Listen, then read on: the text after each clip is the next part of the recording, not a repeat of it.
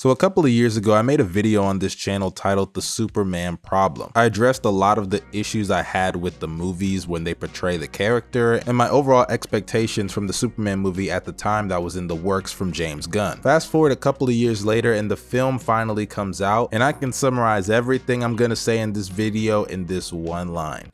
Shout out to The Rock. He went on the inside and destroyed the DCEU from within. And if he doesn't do that, then this movie probably isn't happening right now. So as you guys can tell, I loved this movie. Was it perfect by any means? No. And we'll get into the things I didn't like, but trust me, I'm gonna start off this video with the positives. If you remember in my video where I talked about the issues I had with the past Superman interpretations, it seems like James Gunn watched that video and addressed every single point I had. First of all, let's start off with the characters. The obvious first being David Corn Sweat as Superman. For starters, this is Superman. There's no doubt about it. He lives, eats, and breathes the Superman character and Clark Kent dynamic perfectly. He's got the charm, the confidence, the wittiness, and the ability to really portray the struggles of having both personas. And his chemistry with other characters is truly undeniable. And speaking of other characters and performances, shout out to Rachel Brosnahan as Lois Lane.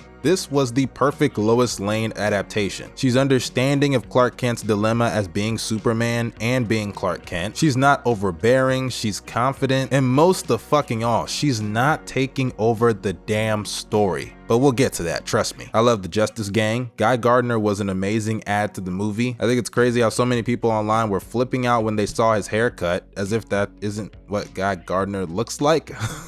He was a good mixture of funny and quippy, but also getting serious when he needed to be. Hawkgirl was also a good add, as well as Metamorpho, but I would be remiss if I didn't talk about the standout performance from the Justice Gang, and that was Mr. Terrific. I feel like the real emphasis on Mr. Terrific was because of the fact that he's the lesser known character among the Justice Gang. Your average fan doesn't know who Mr. Terrific is, especially in comparison to Hawkgirl, who was popular on the Justice League TV show and Green Lantern as well. Sure, people don't know their secret identities being Guy Gardner, but the Green Lantern name in itself carries a lot of weight. You can't say that for Mr. Terrific. And I love the scenes where he was able to display his powers, his intelligence, and his personality. I've already seen a whole bunch of people become Mr. Terrific fans all of a sudden just because of this movie.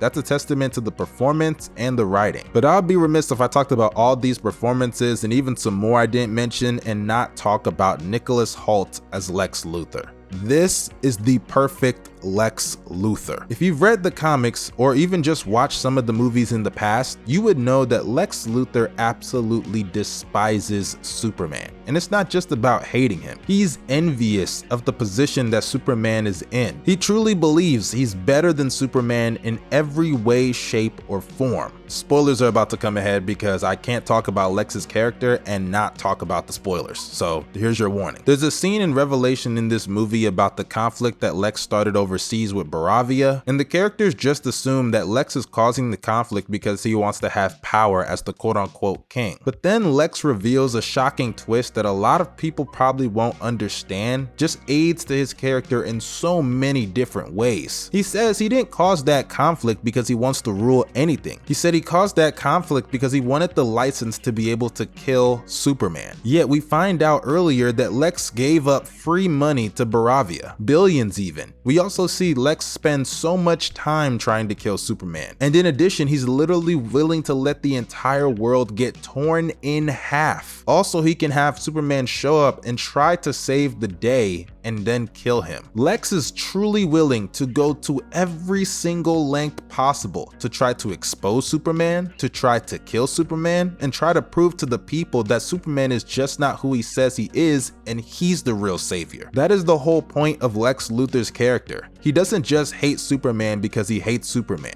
He hates Superman because he thinks Superman is a fraud and taking away the position he feels he should be in for society. I mean, I already knew Nicholas Hoult was a great actor, even outside of this genre, but if you told me that the guy who was playing Beast in X-Men First Class and Days of Future Past was going to be playing Lex Luthor in 2025 and give us the best interpretation of the character, I wouldn't have believed you. This movie hit on so many levels with the storytelling, and it did exactly what I wanted them to do. We actually saw Superman saving people. We saw him interacting with other people and feeling like a real human being, as that was the last thing he told Lex Luthor. Yes, he was born on another planet and he's technically an alien, but he grew up on Earth. All of the flaws that human beings have and the pros that they have is a part of him as well. He's not above humanity, he's a part of it. And we see even throughout the movie, he fully embraces that. As in the beginning, we see the thing that soothes him whenever he's going through treatment is the message from his biological parents on Krypton. But then at the end of the movie, the thing that soothes him and gives him peace are the memories he had with his parents growing up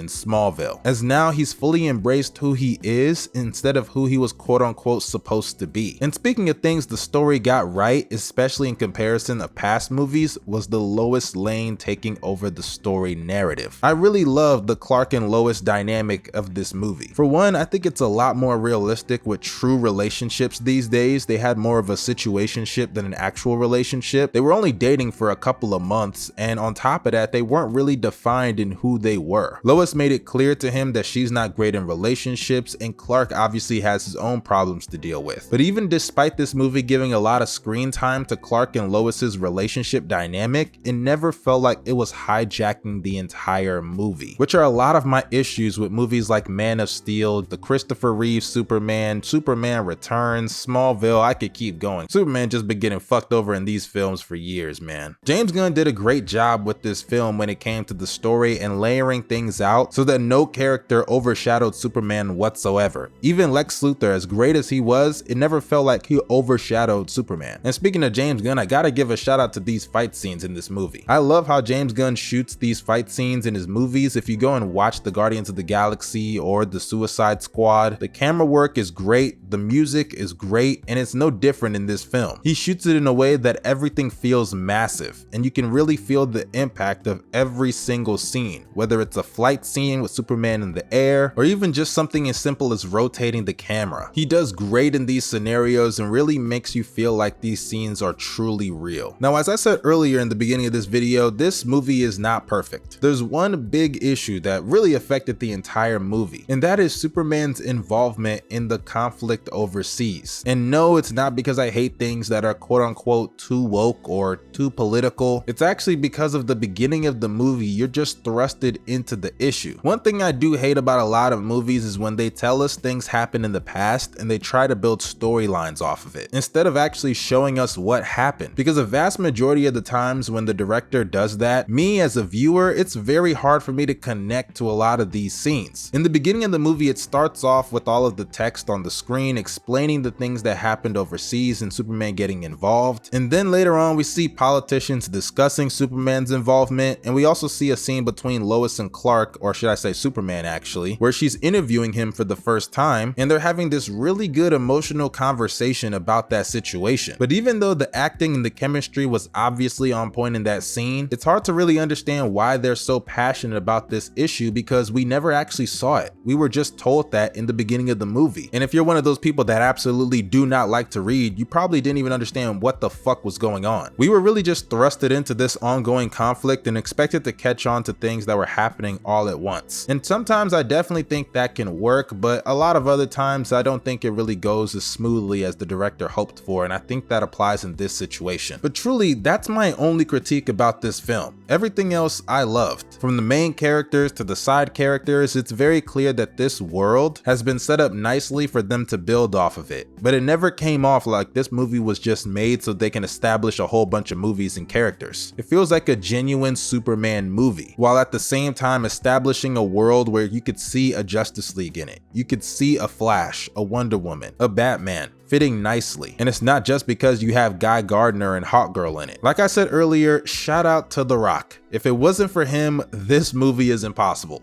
He is the real MVP. So for James Gunn's Superman, I'm actually gonna give it a score of 9 out of 10. But that's just my opinion. I wanna know what you guys think about this movie down below in the comment section. Also, don't forget to subscribe to Omo Productions. I'm about to be so active on this channel going forward. Stay safe and have a great day. I'm out. Peace.